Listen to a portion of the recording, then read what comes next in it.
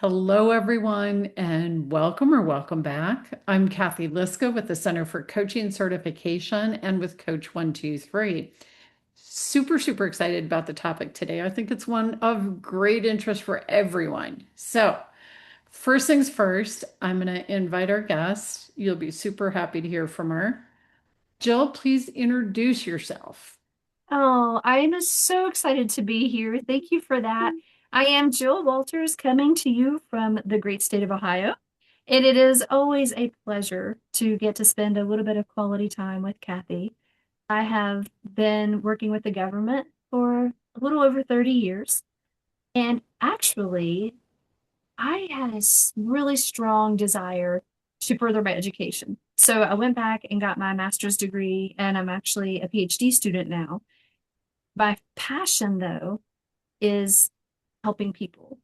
And I decided the coaching track would be kind of a nice segue with the psychology I've been studying. And they kind of build on each other. So about 5 years ago, I took my last class with CCC, and Kathy taught me so much. And what I really loved is that you can connect with people through asking questions and listening. You have to really listen to understand what it is people want to accomplish and how you can offer the mindset of support. So I loved it so much. I continued, and now I have the privilege to do what I love, which is coaching leaders. That's so awesome. Yeah. It's so exciting. Okay. And thank So, you, Kathy. Thank of you for course, this opportunity. everybody has a different idea. What does leadership really mean? That's a really great question. And would you be surprised if I told you it depends on where you look for that response? So if you go back into the old Oxford Dictionary, it really is summarized quite well. In simple words, here's what it says: leadership is about taking risks and challenging the status quo. Now, I want to let that marinate for a second. Like, what risk does it mean? And what was the status quo when that was being written? So, leaders really motivate others to achieve something new and better. Interestingly, though, leaders do what they do to pursue innovation, but not as an obligation. And they measure success by looking at the team's achievements and learning. That is what leadership really is encompassing. But not everybody got the same memo. Everybody leads just a little differently, right? So Yeah, absolutely. Well, so as an example, what have you learned about multi-generational leadership? that is a hot topic. And when you're doing coaching, that comes up so often. Like, oh, this generation this and this generation that.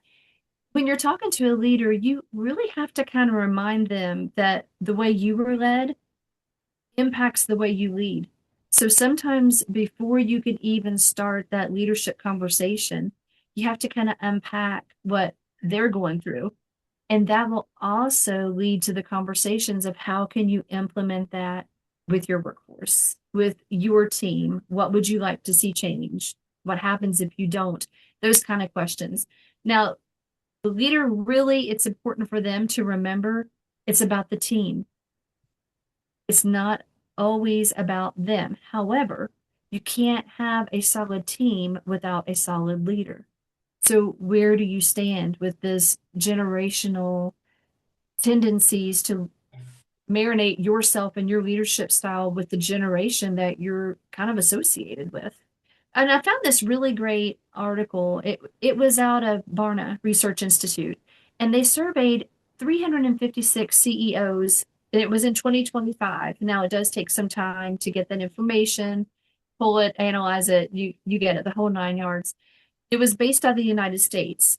Now this number is going to surprise you. 9 out of 10, almost 90%. It was 89 point, and if you'd round up, it would be 90%. Identified as Christian or say faith is important in their life. And that's how the term faith forward came into play.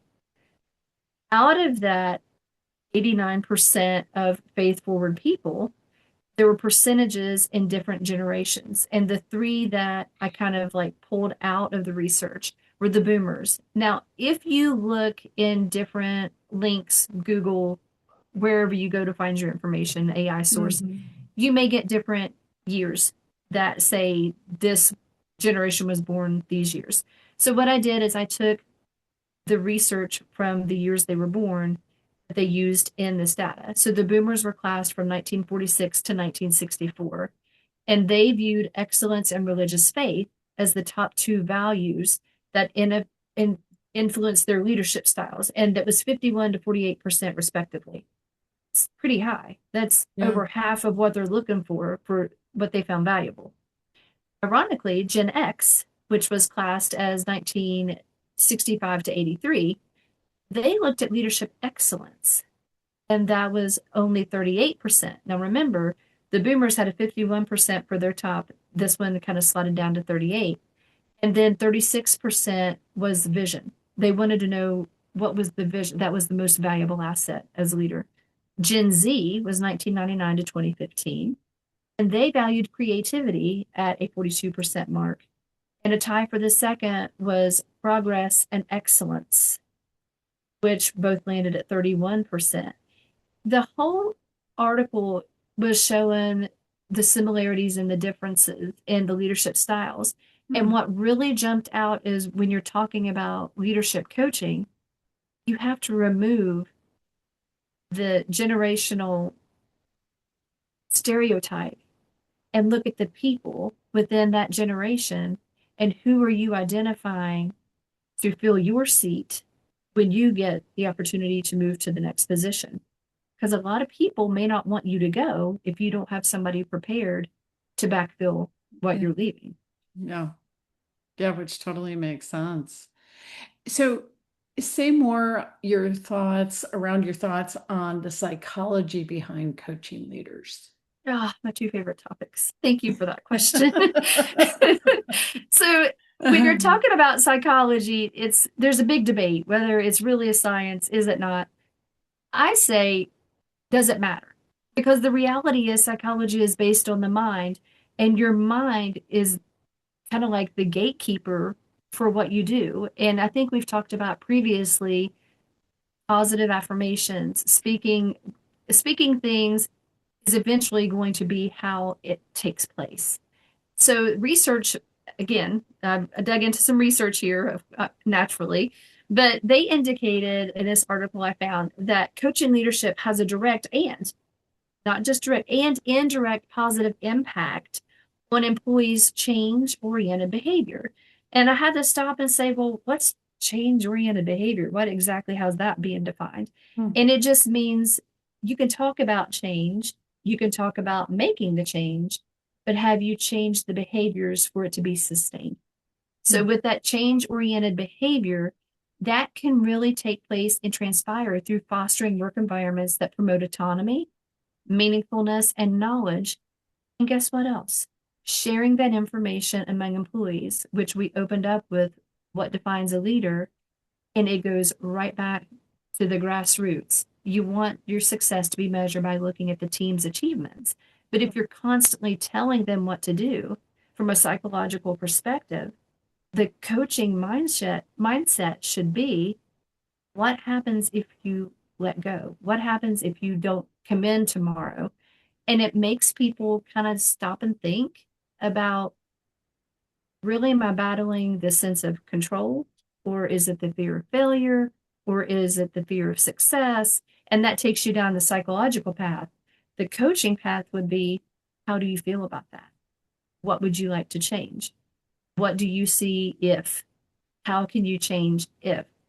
And those questions really kind of help the leaders that I work with develop more of an employee motivation style, adaptability, and garners more participation in actually the organizational change efforts. That's which is just awesome.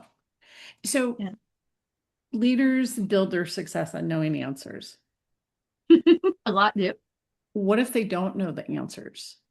How Well, do leaders overcome that? that is a fabulous question. And I wish I could give you a copyrighted response because we would be billionaires.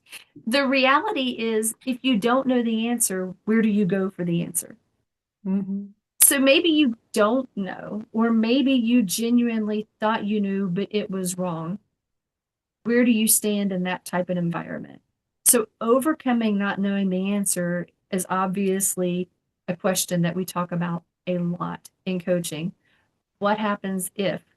Where do you find that answer? How long did it take you to get to that answer? How can that cycle time be reduced? What do you think you could do differently? And if you look at the vision, strategy, ability to bring ideas to life, that's execution. Does it have to be the same idea everybody else has? Well, obviously not. That's why there's so many businesses and there's so many people, and that's why you Mm. copyright things. But if you move the needle, that's great. If you're trying to find that answer and you reduce the cycle time to get that answer and you're not 100% sure, I can guarantee you, you probably won't forget that answer because you had to struggle to find it. Mm. But how did that struggle feel? What would you like to do differently? So you're moving the needle in your own timeline, but are you moving others' needles? Are you helping them to not have that same instance occur? And really, it comes down to the power of influence and that calm, coherent explanation of what you're doing as a leader. And the reality is, you have to be okay with saying, I don't know. The integrity and the transparency is building rapport with your teams. And if you're asking somebody to do something, and maybe you've asked two or three different ways, and that gauge isn't moving, then you haven't developed the proper rapport with that person. And if you look at Harvard Business Review, 13 times the rate at which companies with effective leadership outperform their competition. Mm. 13 times. If you look at the effective leadership, and it stems from integrity, transparency, and trust. Mhm. Which overlaps so completely with coaching. And what I'm imagining is as a leader, if you're constantly giving answers, you're just creating dependency and you don't have any time because you're too busy answering everybody else's questions. Correct. Which brings us around to this next question. Explain a coaching style of leadership. Oh, there are so many different leadership styles. I love the coaching leadership style. I love that one because, like you said, we're not telling, we're asking. We're Mhm. giving people the sense of autonomy, empowerment to go and make those decisions. And there was an article written back in 2023 that explained that coaches are really recognized as the leader, the expert from other people who have sought them out to work with them. However, the coach can't drive their own agenda, much like the coaching leadership style can't drive the leader's agenda. That's really not what it's all about. The leader may have an idea or maybe they have a deadline they have to accomplish. So you have to be able to navigate between the different leadership styles, what works at that particular moment. The coaching leadership style is going to give that leader the opportunity to ask the probing questions, to help people find the answers from within. Remember, we talked about reducing that cycle time and not knowing the answer. The more you use that coaching leadership style, the fewer times you're going to have that conversation Yeah. because now people have found it themselves and it resonates and the rapport is being built and your leadership becomes less heavy because you've got teams that want to support you because you've given them the opportunity to to kind of shine a little bit, to get out there and show, hey, I can do this, boss. It's a good thing. Hmm. Well, then you've developed them. Instead of giving them the answer, you've given them the freedom to find their answer. Yes. Now, if I say, I want to have a coaching conversation, I want to coach you through this. You shouldn't have done this, this, and this. That's not a coaching conversation. That is saying, I have to phrase it correctly. So Mm. that way we don't have somebody knocking on our door saying, what just happened? You can't have that Yeah. type of conversation. The Yeah. reality is, if you're going to say, I would like to learn the coaching leadership style, then actually learn the style. Don't just put that terminology on something and go perform differently. And maybe that's not the style that works best, but I feel 100% certain it will work better for the teams if it's taken seriously. Yeah. Over time. Absolutely. Yeah. Yes. So now let's flip it. Okay. What if the coach doesn't know anything about the industry of the person they're coaching? Uh, How do they coach a leader without knowing that industry? Again, you're full of great questions tonight. This is great. So in psychology, we have what's called the big five personality styles. It doesn't mean that there's only five. It just means Mm. that these kind of like patterns or groups are kind of clunked over here or over there. What happens if you don't know the industry? You've got some choices here. You can walk in and pretend like you do, or you can learn a little bit about it. You can take a step back and you can research. The whole caveat is having the conversation with the person to try to figure out, as the leader, what would you like to see happen? Mhm. Now, does that align with the core values of the company, their mission statement, and their vision statement? And if it does, fabulous. How do you get there? Because you really don't have to know everything about the company per se. And I don't know many people that could really rattle off Mhm. the whole textbook of what the company does and how they did Yeah. it and when it was started back in 1912 or whenever it was. The whole caveat is, do you want to lead? Do you want to have a specific leadership style that's kind of your signature style? How do you want to be remembered? And what is the legacy you would like to leave behind? And Mm. if you can come up with answers that start removing those blinders from, I don't know this industry, I don't know if I know this job, really, somebody saw something in you that they put you in that position. So Mhm. let's take a step back and let me replay the conversation to you. I don't know this. How does that sound to you? Because hearing it sometimes is more powerful than you think. And saying it means you've already thought about it, processed it, now you've said it. So here comes the neuroplasticity. That pattern is going to start being more and more embedded in your mind. Let's change that pattern. Let's change that dynamic to where if you ask the right questions, you can you can know as much as you want to know. Mm. You can learn as much as you want to learn. But what is your focus? And what would you like to do with that? How would you like to see it transpire? Don't be afraid of the position. Embrace it. Yeah. And it's so fascinating because as a coach, we're there with the process. We're not there with Yes, answers. that's And correct. that translates directly into leadership, where their job is the vision and motivating other people and then empowering them to actually do something. They Oh, don't yeah, necessarily have to know all the answers. that's right. Your team will know the answers. Your Hmm. team who is there can help support you with that. Sometimes you have to ask the right questions. Hmm. And how do you do that? By listening to your team Yeah. and using their words. Use their words. Yes. Yeah. Well, and when a leader asks the team and the team gets to give the answers to the team likes the leader better. Isn't that interesting? It's powerful. It's just that simple. Monumental. Yeah, because then they feel valued. Yes. They feel like they actually contribute something, and that's Yes. important to people. That is so important. There's a thing we talk about in coaching is the language people use. It's like, are they more visual, more auditory, more kinesthetic?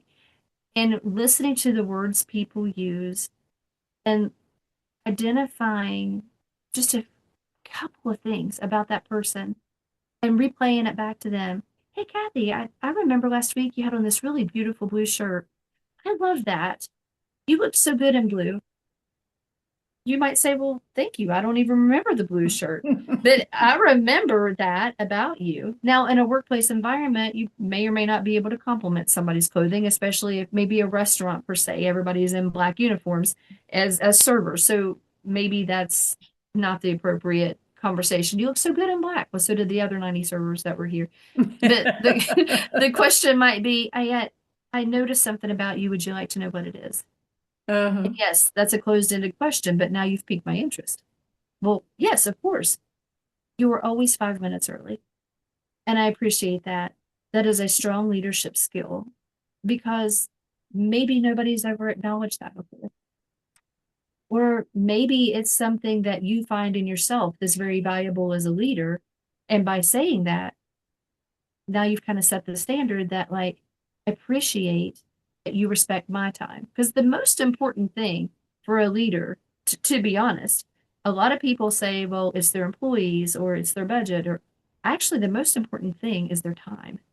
So you have to be able to get in, say what you got to say, and move on. And when leaders are faced with even their leaders, what are what would you like to bring to the table and how do you present it? When you think about leading within your industry, leaning on your team could go either way. It all depends on how you coordinate, how you collaborate, how you build those stair steps of trust, how you develop the proper rapport. And there's nothing wrong with giving recognition to somebody when they do something right. Why is it that so often we'll say, wow, I was on time 15 days, but the one day I was late was the one day you wanted to acknowledge me? What about the other days? So giving recognition where it's due is powerful in that leadership mindset. Yeah, absolutely. So, what key thoughts do you want people to take away from this conversation? That's a really good question because there's so many good nuggets. Just because you have the title doesn't mean you're not a leader. And just because you have the title, how do you see yourself leading? So, what I mean by that is I may not have the title of manager or leadership, like lead teammate or whatever. Maybe I'm just one of those people that kind of likes to fly under the radar and not say a whole lot, or just really want to kind of do my job, get in and get out. But by being punctual, by doing my job effectively, efficiently, and leaving, starting on time, ending on time, Mhm. that sets a standard that this person is responsible. So who am I going to have train the next person coming in? The person that's coming in 15 minutes late, or the person who likes to leave early, or the person you're hoping they show up that day? Mm. Who do I want to have train the person that I just hired? That's a great question because they may talk a lot of great language and say a lot of words, and it Mm. may be powerful, but the way you present yourself defines your leadership abilities in a lot of cases. And if you are thinking, well, I don't have a leadership title, you don't have to have a title to be a leader. Yeah. If people are coming to you for answers and they're seeking out your advice, that's leadership material. You have already made an impact, a positive impact on somebody, or they wouldn't be asking you. Yeah. So, in short, whether or not somebody has the title doesn't really tell you whether or not they're a leader. 100%. Leaders have titles of leader, and they're not necessarily leaders. It depends. Or, yeah, or people don't have the title and they are leaders. Yes, that's And exactly right. That's mhm. exactly right. So often we get caught up in the identity of the title Yeah. or the level or the initials before or after. One thing that surprises me is when people say, well, I'm going to retire and I'm not really sure what I'm going to do next. And I have to take a step back and think, you've been a leader for X amount of years. How could you not have a plan for yourself? And that's a huge takeaway because that means you've invested so much in what you were doing or the team. Did you take time out for yourself? So Mm. obviously that's a different conversation that needs to take place. But I want to be presenting a gentle reminder that People are not going to remember possibly what you did 5 years ago at that company. You may have a plaque on the wall, you may have a parking space, you may have maybe even a little monument out front. But in 20 or 30 years, the people working there are going to say, well, who is Jill Walters? We need to move that monument over there. Or what does she do? Their plaque on the wall over here from 2012. What is that all about? Mhm. But I can promise you, people will never forget how you approached them with the conversation. If you took interest in what they had to say, and if they submitted a really good idea and you implemented it, it will not be forgotten. They will remember that you took time to invest in them. And I'm not sure who gets the official credit, but people may not remember what you say, but they remember how you made them feel. Yeah. And I that remember remains. that quote. I can't remember who said it either. I remember It's that one. sometimes accredited to Maya Angelou, but I think if you dig into the research, somebody else said it way back. So I just say it depends on who you're Yeah. asking, but it's Yeah. out there. And with the reality of all that being said, there's a strong sense of power that comes from allowing yourself the space to take a step back, think about what you're going to say, because the words you say, you can't take back. Yeah. They're out there. So being a leader does take a little bit of a psychological presence when it's like, I know what I want to say, but this is how I need to say it. And having the willpower to take that 2 or 3 second break before that motor starts running. And people will not forget how you made them feel and how you respected them. Yeah. Your interest in them. Yes. Yeah, absolutely. Absolutely. So, Jill, tell everybody how they can find you.